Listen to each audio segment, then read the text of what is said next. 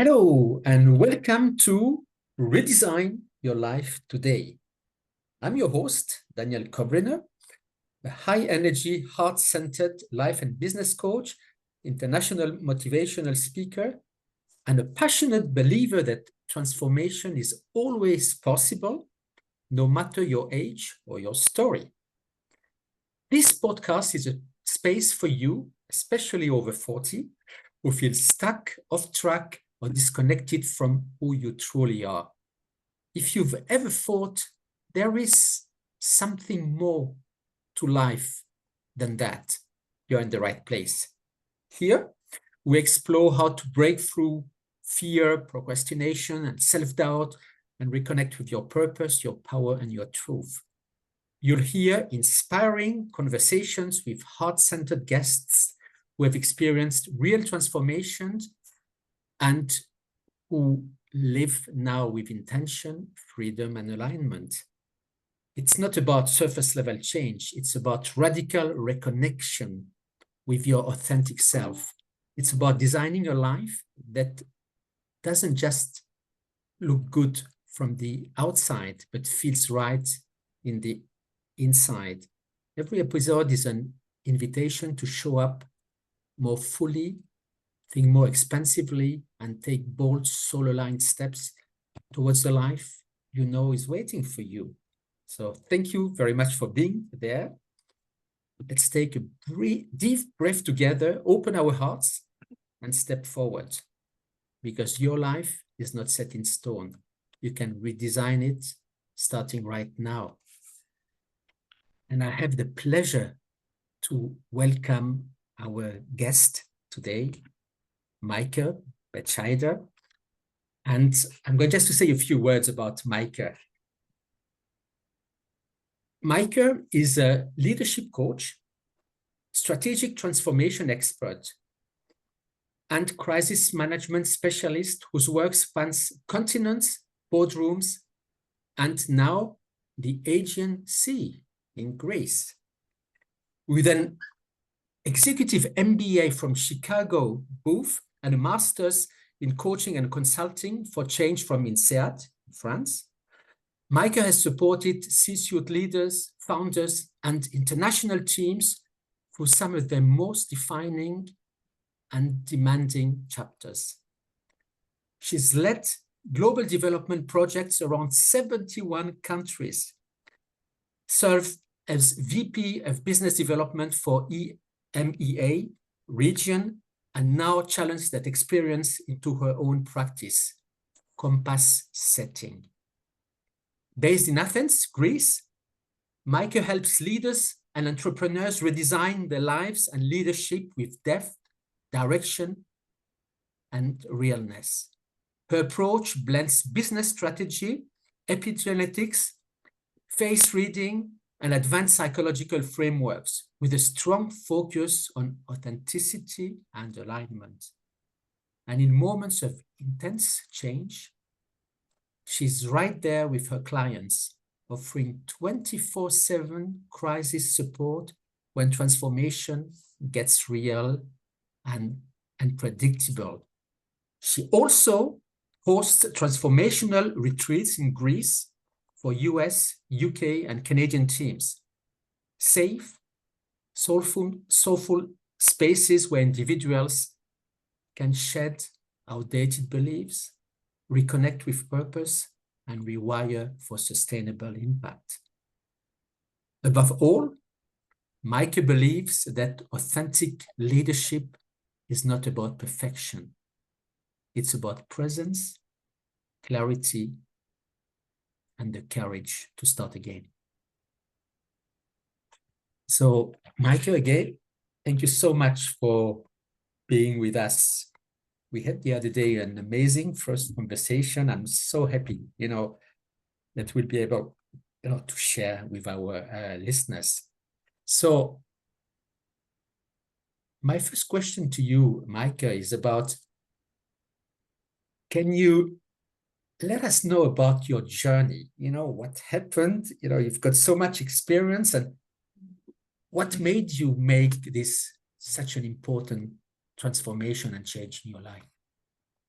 Thank you. First of all, thank you very much, Daniel, to inviting me to your amazing podcast. It's a pleasure to be here and our pre-conversation, which I really enjoyed. Yes, so it's all about transformation, and thank you for your kind introduction. A year ago, I pressed pause on everything that once defined me. You talked about all my titles, my routines, my roles, and even the city I lived in the last time in Germany. I've lived in others all around the world, and I decided to leave behind a fast-paced international career, moved to Greece, and, and began to listening deeply to something I had ignored for way too long. That was my realization, my inner compass. So this is also why the name of my, freelance practice appeared, compass setting, because I ignored it myself for too long. And I have always been drawn to transformation and not the glossy kind, but the courageous one, as you said before, where you stand for. And I believe in being curious and living what I now try to translate to my clients: step outside the comfort zone, meaning to be real, to follow your inner compass. And I always felt that. I felt always, like I told you before, the odd one out. And now I found it, and I want to support, like you, people and entrepreneurs and executives to find theirs. Well, thank you so much. I mean, this is so inspiring. So would you say that in your previous life, you kind of felt disconnected with who you truly are? Kind of. I always had kind of two hearts in my chest. So I love the pure business, economic driven, topics. And I followed this path full-heartedly. And at the same time, I was missing something for sure. And that was, really helping others, like the deeper level, about my qualities. And so to make a long answer short. Yeah. Thank you. And you see, when you were saying, yeah, I mean, obviously in your career, you've got this MBA inside, so you, you coach, people at, leadership teams.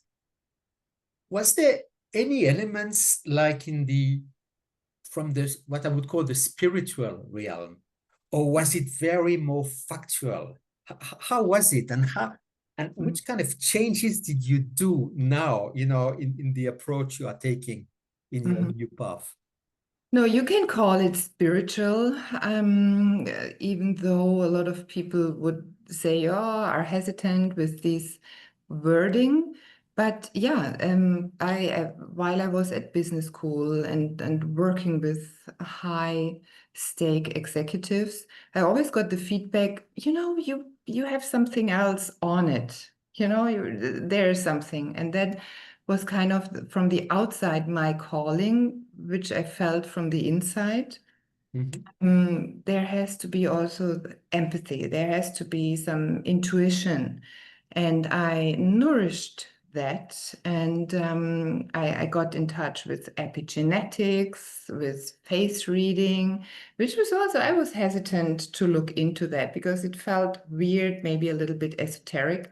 And at the same time, it was a calling for me, and it made sense because your thoughts um, really drives your actions. And if you're not aligned, you can't be successful, you can't be fulfilled, and that's amazing. Thank you so much. And so I heard you saying, you said, when you were, younger or from always, You felt always a little different, you know, and, Yes. you know, you said as well that actually, you know, people resonated with you. They said there was something else, you know, this is this. And the way I would look at it, if I may, it's really people feel the heart, you know, they feel the connection. It's not just about business, but it's about emotions as well, you know, and very often in the business world, people tend to brush them aside. No, it's no emotion, it's just business. But people forget that we're human beings before everything. And so you mentioned a few words, and just for our listeners, you know, if you can, you know, explain a little bit, for instance, epigenetics, face reading, and, you know, so that people who are not familiar with this can get an understanding. Of course, yes. So let's start with epigenetics. The good news is because everyone believed, myself included, we are just victims of our genes. You know, we have sicknesses or we have predispositions because our grandmother, mother, father, uncle, whatever, they had it. But epigenetics proves that your genes are not your fate. You know, your thoughts, especially your environment, even the way you respond to stress can literally switch genes on or off. So you have a huge power about your genes to stimulate the good genes and to silence the bad genes, I would call it. So when we start becoming aware, when it comes now to coaching of our thought patterns, how we speak to ourselves first, or the stories we hold on to, I call it wrong beliefs. We just grew up with them and it's nobody's fault. We are already influencing even our biology. So what does that mean with executives? Stress levels, physical sicknesses. You know, when you just go down to the thoughts of us, every thought has the potential to shape action. And action over time shapes who we become.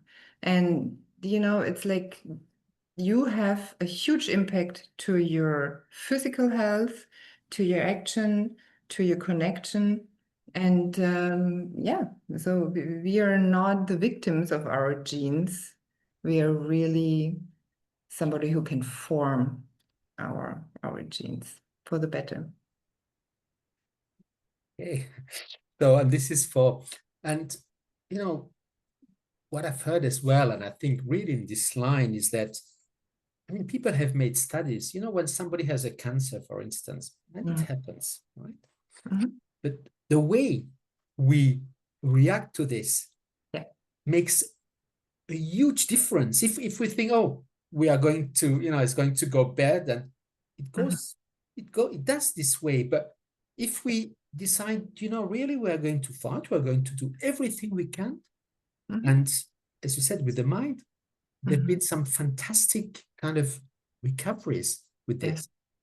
Yes, absolutely. It's a great example, especially with cancer patients, but also with anything else. And if we know what are our predispositions, we can much more efficient take action. You know, the thoughts, physical exercise, nutrition, all these things, and that can make a huge difference in healing and in action, especially when it comes to stress, when we talk about executives, prevention of burnout.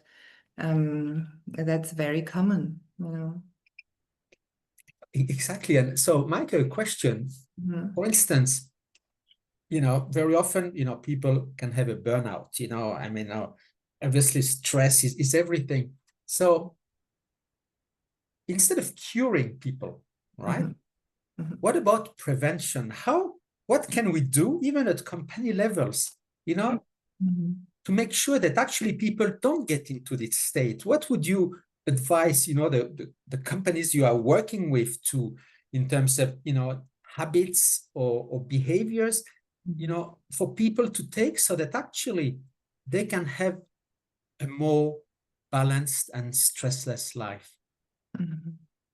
Yeah, I mean, there's no one solution for everything. Mhm. This is where my work comes in, very individualized. It has to be in the team dynamics. I look at the team dynamics and the individual qualities of the people, because if you align to your qualities, it's already the prevention of a burnout. When you know the resources, of yourself, where you can go back, gain energy. If you prevent the predispositions through epigenetics, you can prevent.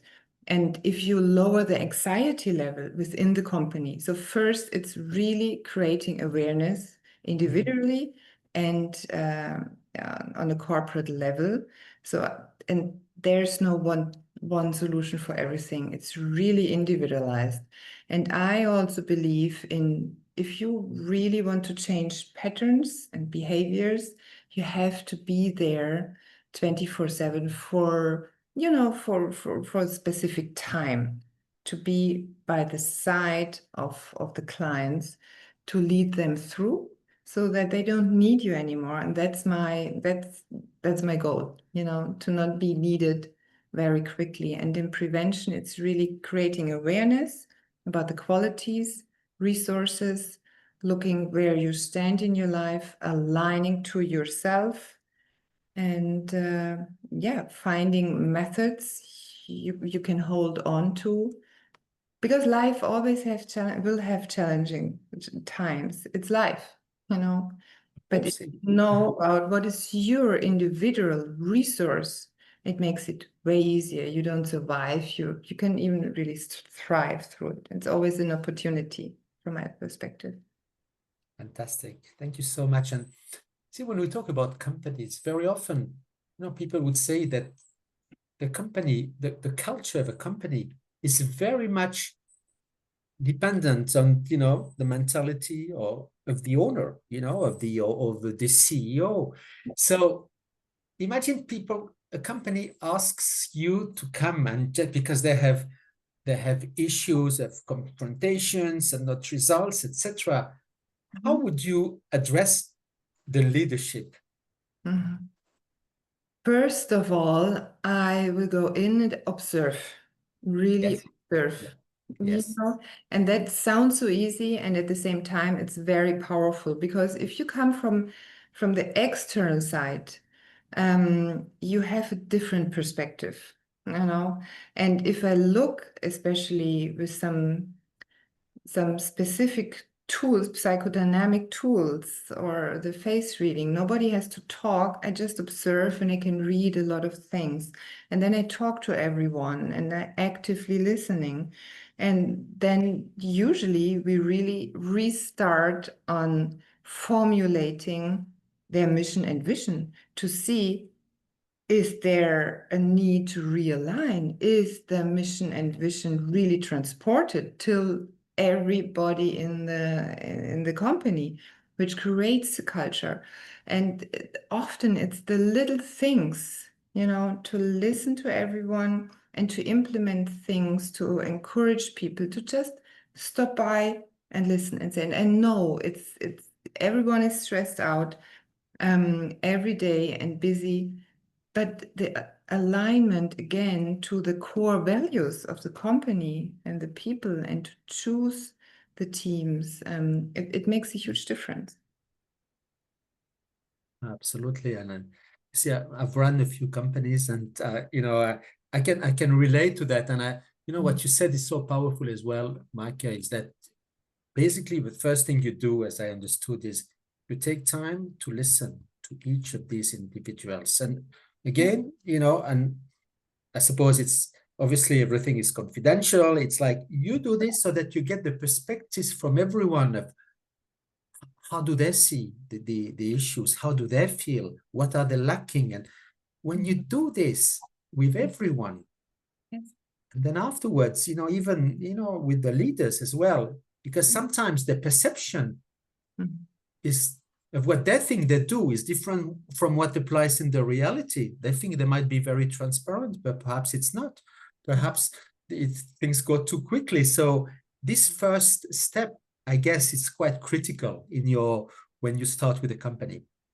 Absolutely, and I take time for that because that's crucial to then strategize what to do. Yeah.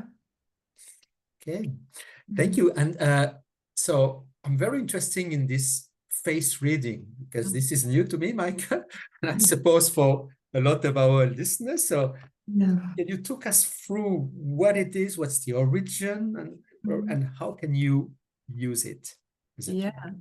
Yeah, thank you for asking. So face reading, the professional official term is psychophysiognomy, which is a little difficult. And it's not about gestures or mimics or micro expressions. It's really when we are born, we are born with specific qualities and features in our, I can see these qualities in everyone's face. And then, you know, culture, background, partners, jobs, teachers, whatever happens, and forms our personality. And then in nowadays, everyone says lead with authenticity, be authentic, be yourself. But do we really know who we are? And this is when the full circle comes in with face reading. I can lead back, just creating awareness of what I see, what the qualities are. And it's never judgmental. It's an ancient old science. China used it for medical diagnostic, or even the Greeks used it, you know, for finding personality traits. So it's really a science. And it's a combination. So I'm not searching for things. It's really unjudgmental, focusing on qualities and telling the people about their qualities, creating awareness. And at the same time, if they live it, I see the imbalances, and they don't have to go back years and years to the past talking about everything. It opens the door for great communication because they feel seen, and we come very quickly to some blind spots. We can work for their future path of being more balanced. What you said earlier, what can we do these days? So that all plays in that, and being more authentic and aligned, finding their own compass, and yeah, working on that. It's fascinating. And very concretely, how does it go? I mean, imagine, okay, I would like to have some, face Mhm. reading or, Mhm. use this technique. What would the process? So I'm offering a face reading analysis, Okay. um, and I use it in coaching. I don't even talk a lot about it. It makes the communication easier, and I teach it too, you know, in workshops or in companies. It's something else, and it helps for a better communication, especially if it's intercultural, you know, because it's only focused on qualities. And even with negotiations, it's like kind of a secret weapon, not to manipulate people, but to get on a better communication level. What do I see? I mean, the forehead itself has 43 areas of how people think, lead, if they're structured, if they think through. The eyebrows, then we go to the eyes. Is someone very focused? I don't have, you know, they need papers, they need numbers. Other people want to dig deeper. You know, the nose speaks for the character. Do they trust more their intention, their gut? Are they good communicators? The chin, is there perfectionism? Is there strong willpower? All these things, there are so many. The hair, everything tells me a lot of things. And if I create awareness of that, then they think they can adjust their leadership style. They can adjust their positioning much better and easier. And it's all about communication with counterparts, which we need in our days, from my perspective, to be a better communicator with each other. And yeah, as I said, even in negotiations, it's great to know with whom you're, you know. Okay. Okay. And so it means that Okay, there's the physical reading. I mean, you Yeah. read the face, but as well, afterwards, there is an exchange. I mean, a verbal exchange as well, yes? Absolutely, absolutely. So I tell the people or I ask the people, how do you live this? I see these qualities, that quality. How do you live that? I see some imbalances, meaning life must have taught you some things. So have you looked into that? It must have been tough. How do you, deal with these? How do you use your resources? Things like that. Okay. And do you use, for instance, face reading in conjunction with other tools? Yes, absolutely. I can, somebody can do it purely the face reading to get to know, dig deeper into personal development. Usually people are hesitant, and I can see that in the face and the features too. And but when I tell them three, four things I couldn't have known, they open up and said, "Oh, okay, that's interesting. Tell me more." And at the same time, I use it, of course, in my consulting and my coaching to get, as I said earlier, uh, faster to some blind spots. If people are in crisis, they need help quickly.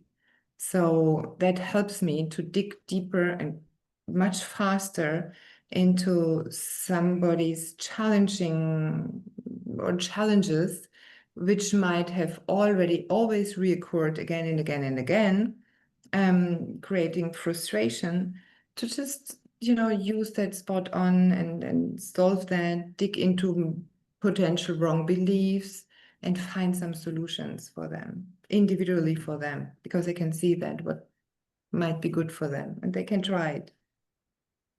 Okay, this is great. And is there some complementarity, for sake of a better word, for instance, with, body language studying, body language, which is, now we talk about face, but very often people say that, if I'm correct, and tell me, that verbal communication represents a very small part of communication. I don't know if it's 13 or 15%, perhaps you've got another figure, but the rest is really, the body language, how do you move your hand? Are you forward or are you backward?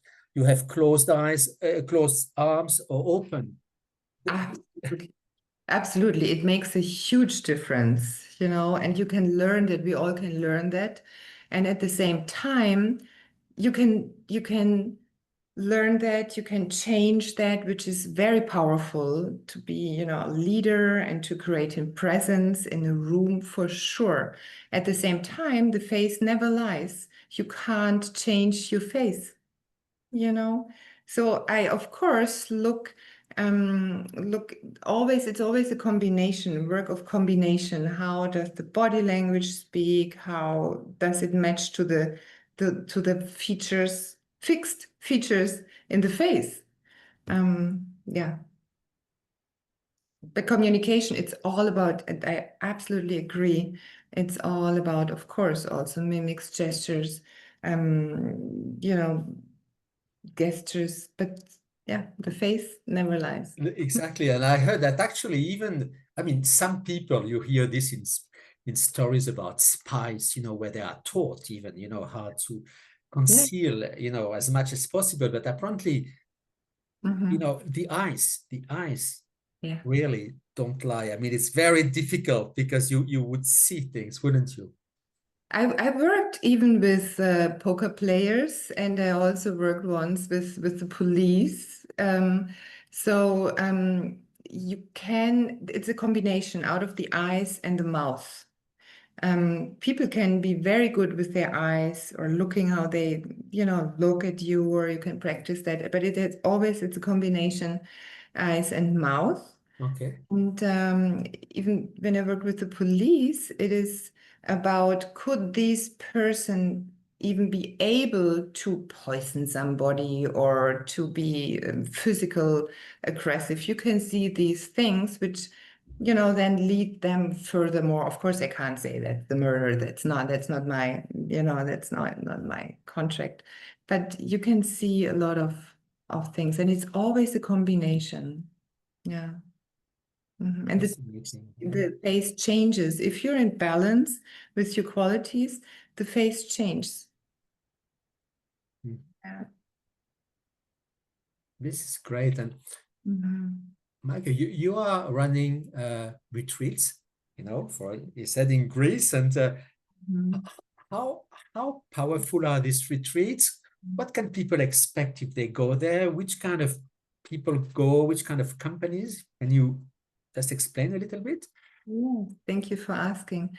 Yeah, it's for me like a full circle because I studied and worked all over the world, and I found my place here in Greece. And I love to organize these retreats because you're off everything. You know, I'm creating a safe space, as you mentioned earlier as well. It's very important to open up, to relax. Because all the leaders and executives, I mean, the air is very thin up there, and they have to release, they have to be able to speak to a sparring partner who they trust. And that's easier, you know, in a different energy. And Greece offers so many beautiful locations. And I create the safe space. And of course, we talk about what is their vision, what is their mission, what is their goal. But usually we end up talking about totally different things. It's about really growing together. If startups, where it's just they want to scale up, they're overwhelmed.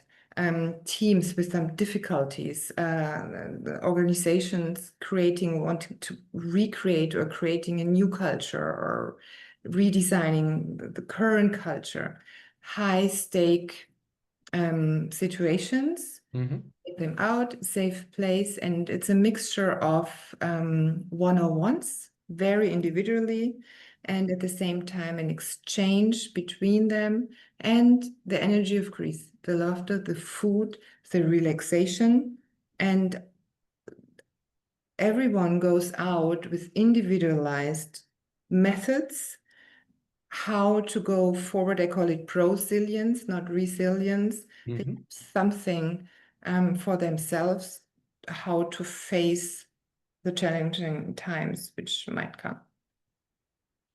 Very, very powerful, Micah. And another question is, are there, for instance, you know, when people imagine they come stressed and, you know, you can see, do you use other techniques, I mean, which are more related, for instance, to mindfulness or, you know, gratitude or journaling? Is it something which is part of your toolkit, if I may ask?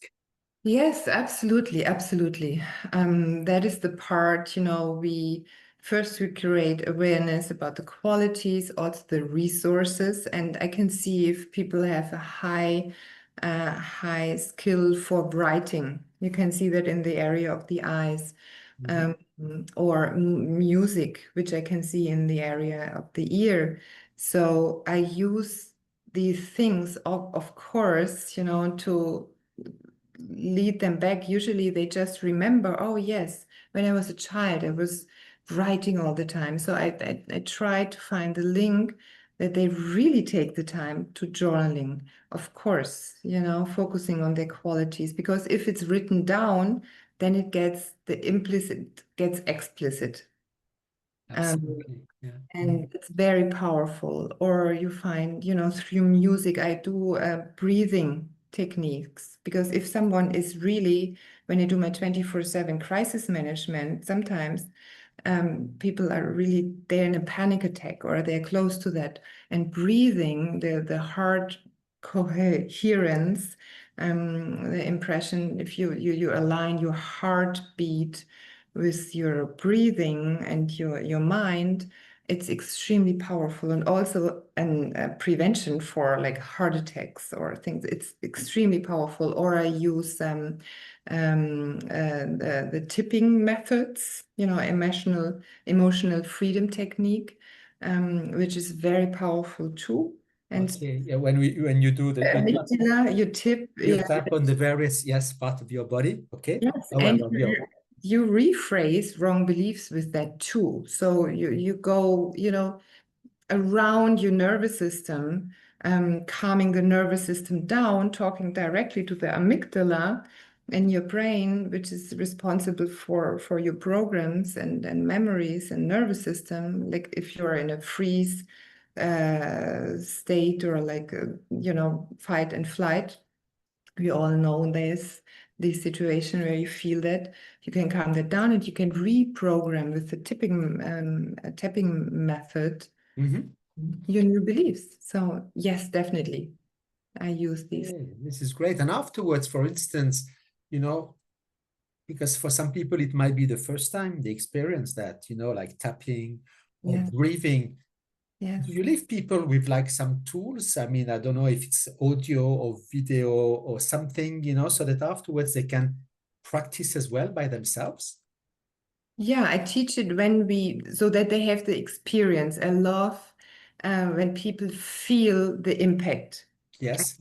They say, yeah, that's something for me. I really felt the difference, because then they remember it for themselves. And I want them to choose, because they felt it, they felt the relief, they felt the Yes. impact, Yeah. Yeah. to really again write it down, or take some rituals to remember these, so that it's really again the implicit explicit, and they take it home and then they don't forget it. If I give them papers or like things like that, they might, I would be the same. Sometimes you have scribbles Yeah, here, exactly. It there, just, and you don't find the folders anymore, and you say, well, yeah, I don't know. But I want them really to have things they felt. And if you felt something, the probability is very high that you go back to it and make it a habit. and actually, just something came to mind, Mike, when you said this, because obviously, imagine people spend, say, I don't know, 3 days, with you, or how many days in the retreat. But what could be very powerful is that if there is like a follow-up on this, in terms of is it something you kind of offer in your package, so that really, just to check if people are implementing, if they understood, if they need more advice afterwards? Absolutely. I think it's a big part and a very important part, to really care about people and offering that service, which speaks again to my, that's me 24/7. Of course, I won't be there forever and for everyone, but for sure to check in and to make sure, where you're standing, do you need anything else? What were your experience afterwards in the real world, Absolutely. I think it's a crucial and for me personally, very important part to follow up. Yeah. This is so good to hear. And so you work with companies, but you work as well with individuals, for instance. I mean, on Yes, life coaching, private people who have issues and who would like to be absolutely. accompanied. Absolutely. Yeah. In crisis, trauma, whatever, it doesn't have to be in the business environment, also in the personal environment. Absolutely. Mhm. Yeah, this is great. And the you see, for instance, this, I think the other day we talked a little about some spiritual, aspects. I told you that, for me, I started a awakening process just a few years ago, and now my life has changed because I really, I'm letting go much more. I used to be very much in my head. I Yeah. used to be a perfectionist. I used to be an overthinker, and this drained a lot of energy and big waste of time. So when people are in this state, and I guess quite a few people might be, very much in their head, Yeah. what's the process for them as well, to get more attuned with their heart and the intuition? Mhm. It is also, there's no one answer to that. It's very Of course. Yeah. individual for everyone. Like you had it, I had it. And it's one step. If you don't feel happy, if you feel continuously frustrated, something is missing, that's the first step, you know, and follow that feeling, these intuitions. Something is, because all these, we try to push it away, you know, bad signals. I'm tired, we overlook it, you know, we put even more on it. No, it's a sign, it's a mirror. Okay, let's just pause for a moment and see what that signal shows us. And just, it sounds so simple to just pause and allow ourselves to be curious, you know, what happens, what else is going on. Or if we see a person who feels grounded, we just ask them, what is your, you know, what's your recipe, or what drove you? So I think trying to stay open, going back to curiosity, is very important. And we all, every day we have the choice, you know, do we want to go this path like we went before, how we feel right now, or not? And we can, I mean, that is your topic, and you're helping people that redesigning your life. And we can do that, as you said it in the intro, every second, every day. It just needs a little bit of curiosity. It's not so frightening like courageous, you know, being courageous or things like that. Try to be curious. Absolutely. Curiosity is a wonderful word, and it's to be, as well, for me, it's to be open, Yeah. open to Yeah. different possibilities, not to judge, really, just to, as you say, I mean, when I heard about, even the quantum physics and the laws of the universe and all that, it was like, wow. Even astrology, I came from a background where my father was very kind of down to earth. All this would have been completely brushed off. But when I started listening to people talking about this and the science, and afterwards I heard about the human design, where, you give your date of birth and time of birth and place, and there's like a map which is drawn, and I thought, wow. I was kind of really taken a breast, because it was so. It's when we talk about being grounded, I mean, from instance, from my side, if I may share just a little bit, is that it's really enjoying every moment of life, being fully in the present moment. Yes. Just enjoying it, beautiful conversation, beautiful weather, nice coffee, nice smile to someone. You see, just this, being grateful as well, being grateful for everything we have, the people we are around. And, because some people always are in a situation of lack, what's missing, what's not good. Well, I need my next car, my next holidays, but it's always chasing something in the future instead of enjoying what's going on now. And, you mentioned as well the purpose, finding our purpose, going back to our youth. What did we love doing as a kid? You mentioned it before. Did I like drawing? Did I like, anything? And sometimes something which might have been suppressed for whatever reason, is allowed to go back because it was still in us if we like doing it. So reminding people of what they are really passionate about. What do they love doing? What are they good at as well? And when this comes out, you see, I have a lot of clients with procrastination.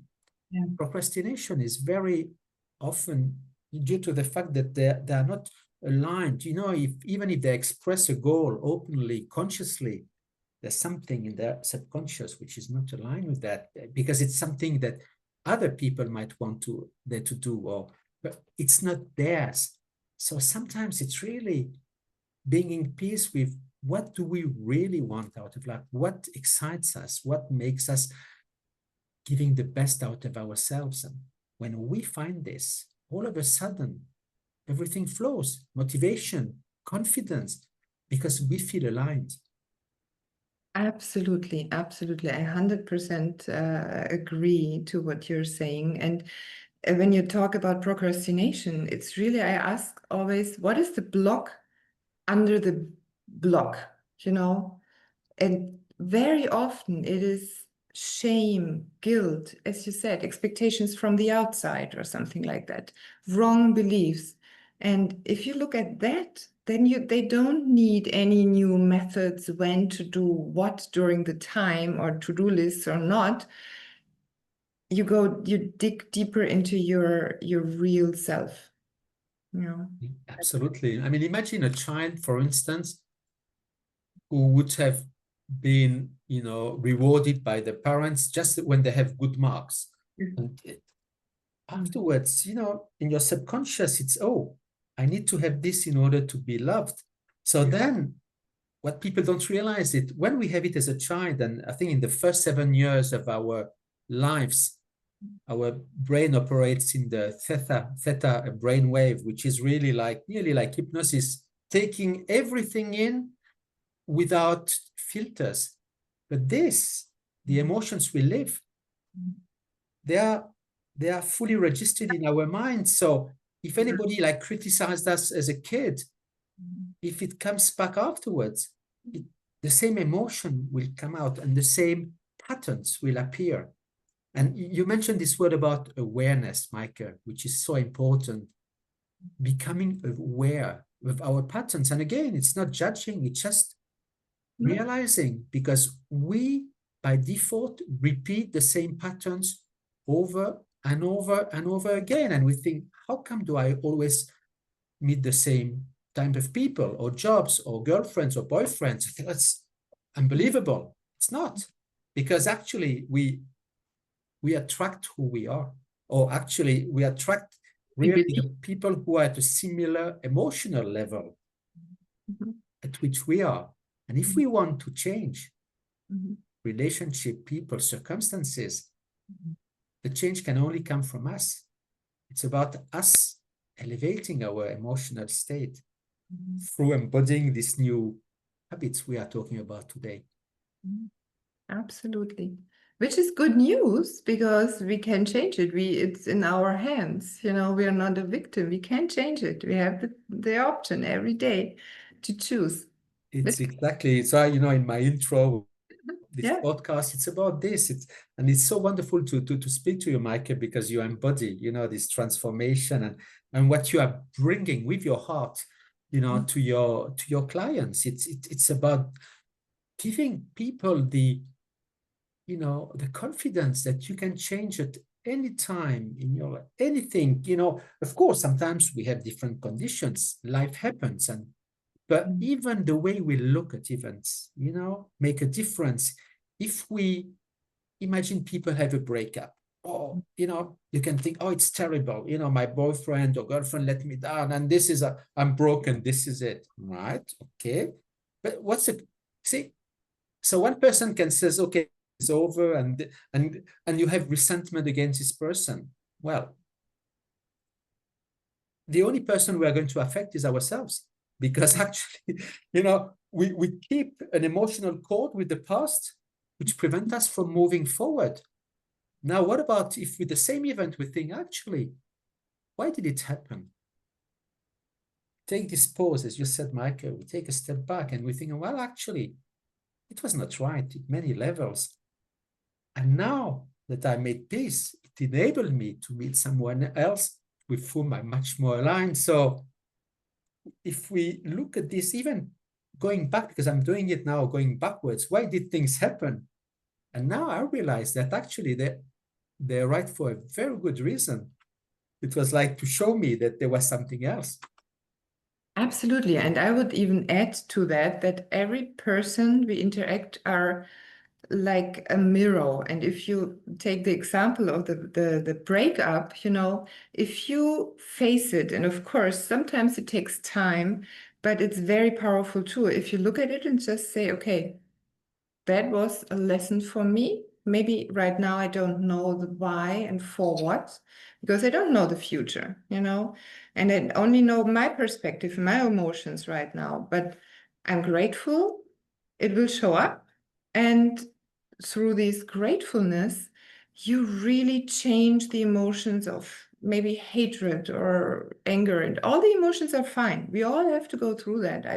I don't believe in suppressing emotions No, of course. as long as it's constructive to others, not destructive. But to feel it by yourself, it's always very important. And at the same time, it can just be, it helps really to say, okay, I might not understand it. It hurts. I'm just grateful. I look for the grateful pieces of what we had can help. Exactly. And when we go to the spiritual aspect, again, it's thinking that, there's a bigger plan out there. We can say God, the universe, whoever, divine intelligence, but there's a plan for us, to be the best version of ourselves. So you see, one thing I learned over the last few years only, it's really to have really full trust in myself and to have faith as well. And faith, not in a religious sense, but, faith that everything is going to unfold for the best. Yeah. And together with this, it's actually not only this, but sometimes it's not about how it's going to happen, because very often when we are in control, which I used to be, okay, if I want to do this, how? And there was a plan and it didn't go, and I was disappointed. No, trusting, seeing where we want to go, setting a goal, and then how it goes, you know what? It can go different ways, but if we are open to receiving, actually, there will be something which is even better than what we ever imagined. Exactly. Absolutely. Absolutely. Just letting go of our plan, because our plan might not be the best, for us. So yeah, stay open, stay curious. This is always what I keep on saying. And also to myself, when I entered new countries, it's like, okay, I stay curious, and then you have a much open heart, open mind, and you trust the process. Exactly. And stay curious. And see, there's a word I hardly knew before, which is synchronicities. Yeah. Which is, people would say it's remarkable coincidences. And I had a few things which happened in my life which were like unbelievable, but I brushed them off, Yeah. And now looking at them back, what do I see? That it's, now I've got this strong belief that everything happens for a reason, everything. Coincidences don't exist. And it's in my faith. I don't want to convince anybody, but if I had listened to me talking 5 years ago, I would have thought that this person is a little strange. So I can say it very openly. But when we are in motion, when we are aligned, what happens is we are going to see signs. I mean, somebody says something to you, you think, it's unbelievable. I was really, I was just in this, how come? Or you're going to read an article, or you are going to open a post, and then they talk about this. So first reaction before would have for me to brush it off, it's a one-off, but now I'm looking at it differently. There are signs. And again, it's about being curious, not just taking everything for granted, but thinking, wow, okay, this is very interesting, with a smile, just being thankful. And afterwards, what we make of that, this is our choice. This is what people called our free will. And I don't know, how does this word resonate with you, Micah, if I can ask you? Free will. Yeah, some people are, I think they define it differently. They think free will is what they want, and they want it now, and they have the free access to things. It's not, we have the free will. If I hear free will, the first thing that comes to me is really to change every day from the start. Choosing opportunities, choosing new choices without the past and without knowing the future. I'm very, very much on par with this. And as well, what I would say is, again, things happen, opportunities happen. And for me as well, our free will is we say yes or we say no. This is, and depending on what we do, is another kind of part of the universe is going to open up. So it's being curious, but knowing that we are responsible for what happens with us as well. We have choices, and sometimes we might realize that we haven't done, or we haven't had, for instance, the result we expected. But in my vocabulary, the word failure doesn't exist. Yeah. Failure. We have experiences. We try things. Sometimes we don't have the results we would like, but it's just an opportunity to grow, to learn from this, and to change course. Absolutely, I 100% agree. And the most successful entrepreneurs went through so many trials, I would call it, life lessons as well, like wise people who are grounded, and they all never judged and became bitter. And that's again free will and a choice. Don't get bitter out of past experiences, but see everything as a lesson, change, opportunity, and align with your qualities. Then it gets easier. Right? Exactly, and you use this word as well, authentic, really being yourself. I mean, who you really are. It's not about what others think, what others say. And one thing I'd like to add to this is, you see, one point which changed a lot in my life. I mean, this was the teaching which says, don't take things personally. This was like, wow. Because, very often somebody says something to you, it's a judgment, it's a criticism, and then we get in this defensive mode and fight or flight or freeze.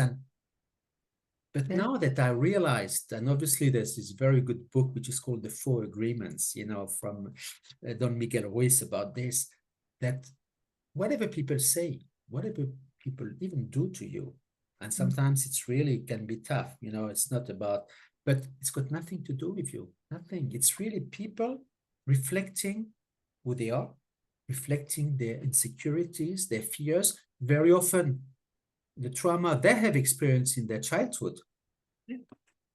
And again, when you realize that it's not going to change the people, they're still going to behave the same way. But the way we are looking at that is, okay, it's your problem, it's not mine.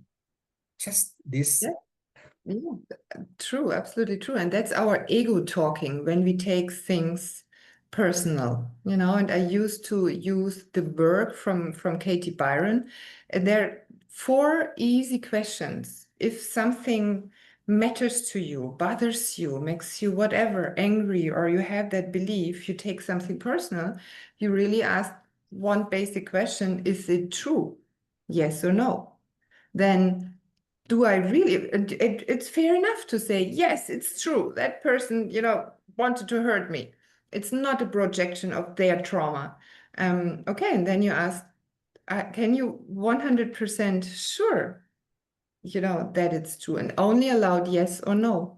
And then you come to the point to yourself, and that's also like when we had it earlier, it can be called meditation, it can be called journaling, because you write it down, the answers to the questions, but you challenge your thoughts and you challenge your ego, and that's extremely, extremely powerful and liberating, when you challenge your own thoughts, because so many thoughts are just illusions, which creates a huge impact to the outer world, or from the outer world towards you.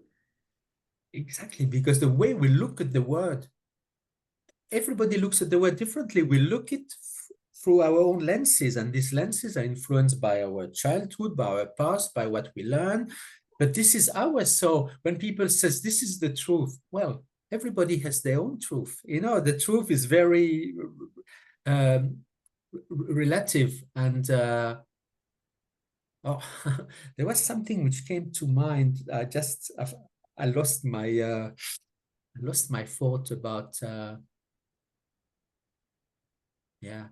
that, and hold on, it will come back. I just nearly had it. Oh yeah, I know. You know, when, for instance, some people are very good at triggering us, you know, like a trigger. And people sometimes they said, oh, they push my button. And then, you know, I explode and, you know, I do this. And one thing for the auditors just to understand is that whenever somebody triggers us, not only, again, it's got nothing to do with the person who triggers us, it's a reminder to us that we have some kind of trauma in ourselves which is not healed, and where we need to look inside. So every time, and again, some people are going to be surprised now when I'm saying that, but if this happens to you, it really means you need to look inside. There is something there. There was an emotion very often experienced during your childhood, which needs looking inside and which needs healing. Absolutely. And again, it's good news because we can do something about it. You know, we're not stuck with a person we think he or she is continuously triggering us. No, we can do something against it, you know? Exactly. There is this, you know, people use the expression, you know, healing your inner child.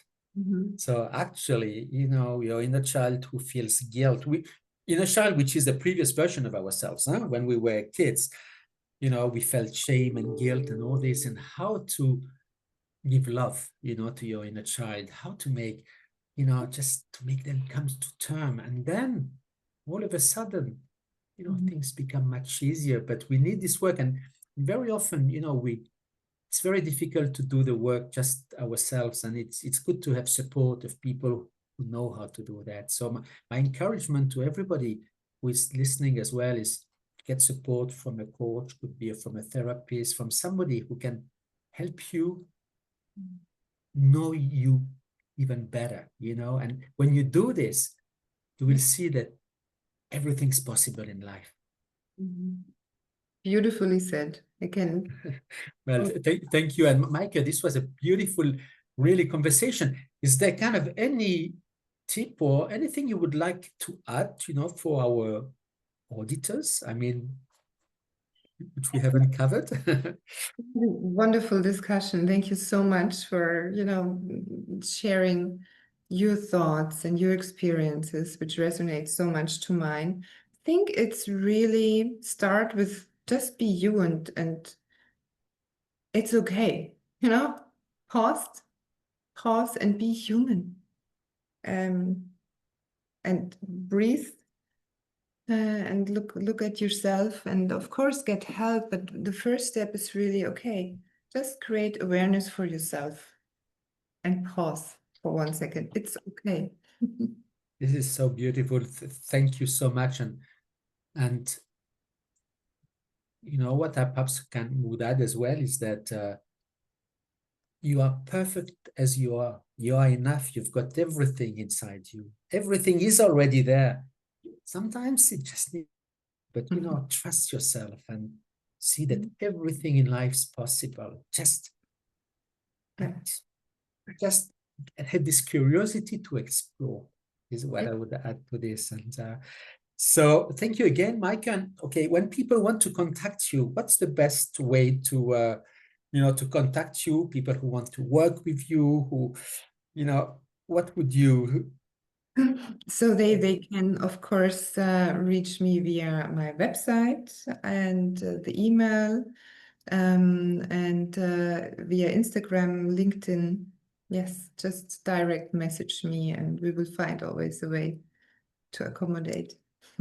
Well, thank you so much. And obviously all your details will be, you know, available you know, in the comments under the YouTube video. So again, thank you so much. It was absolutely beautiful to have this conversation with you, Micah.